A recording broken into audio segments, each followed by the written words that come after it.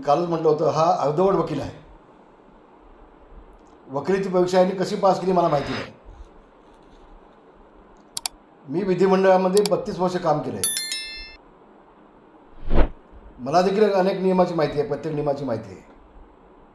आणि म्हणून मी अर्धवट वकिलाला सांगेन, ज्या वेळेला एखाद्या मंत्र्यावरती आरोप करायचे असतील सभागृहामध्ये, तेव्हा त्याला 35ची नोटीस द्यायला लागते आदल्या दिवशी.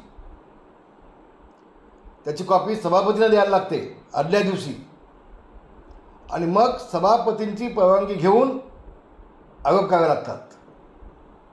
मग तर या अर्धवट वकिलांनी कुठलीही नोटीस न देता, योगेश कदमानं सभापतींकडे सदर प्रकरणाची माहिती न देता, योगेश कदम सभागृहात उत्तर द्यायला नसताना त्यांनी आरोप केलेले आहेत गपचूप. आणि मुळात सभापतींनी हे पटलावर ठेवताच कामा नये.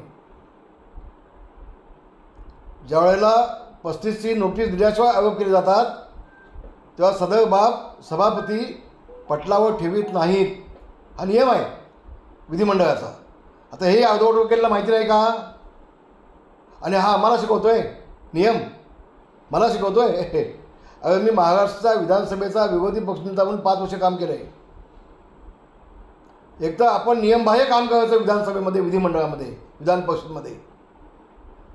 आणि माझ्या हक्क टाकून बघ म्हणजे काय? का धमकी देतोस तू? धमकी देतोस? अरे तुझ्या धमक्याला कोण बीक घालतंय रे? तुझ्यावरती उद्या हक्कभंग दाखल होणार, होय होणार. मागचे 2 दिवस विधानसभाचं कामकाज बंद होतं. कामकाज बंद होण्यापेक्षा सुट्टी होती, रजा होती 2 दिवस. आणि म्हणून हक्कभंग आम्ही टाकू शकलो नाही. सर्व अधिकारी सुट्टी होती, 2 दिवस होते, म्हणून हक्कभंग टाकू शकलो नाही मी. तू आम्हाला म्हटला कसलं आव्हान करतोस का तू? तू जे सभागृहामध्ये सातबारचा उतारा दाखवलास ना योगेश कदमाच्या नावाचा, आणि तिथं वाळू पडले म्हणून सांगितलंस, ये ना तुझ्या 50 पिढ्या घेऊन खाली बघायला ये, तिथं वाळू आहे का? मग सभागृहामध्ये खोटी माहिती द्यायची, सभागृहामध्ये मंत्र्याची बदनामी करायची, आणि वरनं टाकून बघा हक्कभंग म्हणजे काय? कोण आहेस तू? काय दादागिरी भाषा करतोयस? तुझी अवकात काय आहे? तू नियम तुला सगळं माहिती आहे, वकील असं म्हणतोस ना. मग बाप दाखव, आता साध्य घाल. अरे पोलिसांनी तू म्हटल्याप्रमाणे नियमानं बॉम्बे ॲक्टप्रमाणे जर हॉटेल सावलीवरती कारवाई केली असती तर मालकावरती गुन्हा दाखल झाला असता, म्हणजे माझ्या पत्नीवरती गुन्हा दाखल झाला असता. पण पोलिसांनी पोलिसांना माहिती आहे, त्यांनी त्या मालकावर पण नाही, त्या मॅनेजरवरती गुन्हा दाखल केला आहे. काल मी सगळी माहिती घेतली. आणि एक गोष्ट मी आपल्या माध्यमातून महाराष्ट्रात सांगतो आहे, डान्स बार चालवण्याचे धंदे आम्ही मंडळी कधी केले नाहीत. डान्स बार चालवून सर्वसामान्य माणसाचं जीवन उद्ध्वस्त करण्याचं पाप आम्ही कधी केलं नाही. आम्ही लोकांना बसवण्याचं काम केलं, उद्ध्वस्त करण्याचं पाप नाही केलं आम्ही. योगेश कदमांना राजकारणातून उद्ध्वस्त करण्याचं पाप तू आणि उद्धव ठाकरे दोघांनी केलेत. दापोलीमध्ये दोघांनी केलेत, पण तुम्हाला अपयश आलं. उद्धव ठाकरे तर अख्खा महाराष्ट्र घेऊन खेडमध्ये आले होते सभा घेण्यासाठी. तिच्या 10 पटीने त्याच ठिकाणी मी सभा करून दाखवली. आणि आता तिथं काय जमलं नाही म्हणून विधिमंडळामध्ये, विधान परिषदेमध्ये सभागृहाची दिशाभूल करून खोटी माहिती घेऊन तू कसलं राजीनामा मागतोस रे?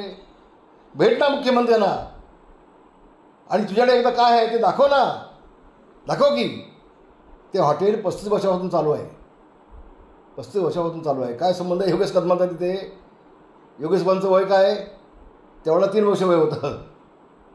आपण काय बोलतो आहे? कुणाचा राजीनामा मागतो आहे? काय आपल्या हातात आहे? सगळे नियम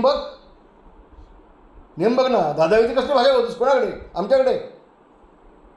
आणि म्हणून असल्या दादागिरीला भीक घालीत नाही. नियम मला चांगली माहिती आहेत. तुझ्यात हिंमत असेल तर राजीनामा घेऊन दाखव. माझं आव्हान तुला आहे. चल घेऊन दाखव. त्याला नियम आहेत ना. कुठलाही राज्यमंत्र्याचा संबंध नाही आहे.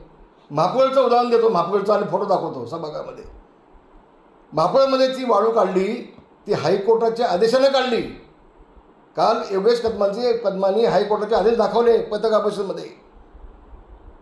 सन्माननीय हायकोर्टाच्या आदेशाने ती वाळू काढल्यानंतर हा सभागृहात फोटो दाखवतो, हे बघा योगेश कदमांचं काय करते आहे ते. माहिती तर घे, माहिती घे ना. एखादा माणूस व्यवसाय करत असेल आणि तो योगेश कदमांचा काय करत असेल, तो काय गुन्हा आहे का? कुणाचे फोटो दाखवायचे हाऊसमध्ये.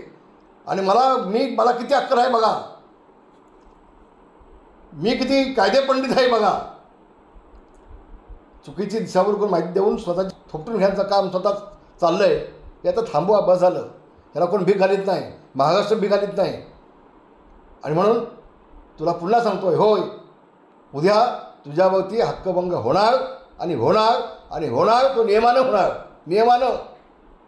योगेश कदमांचा काहीच संबंध नसताना बेछूट आरोप करणं त्याच्यावरती, या बेसवरती तुझ्यावरती हक्कभंग उद्या होणार. अशाच नवनवीन घडामोडी पाहण्यासाठी 24 न्यूज चॅनलला आत्ताच सबस्क्राईब करा, शेअर करा आणि बेल आयकॉनला प्रेस करायला विसरू नका.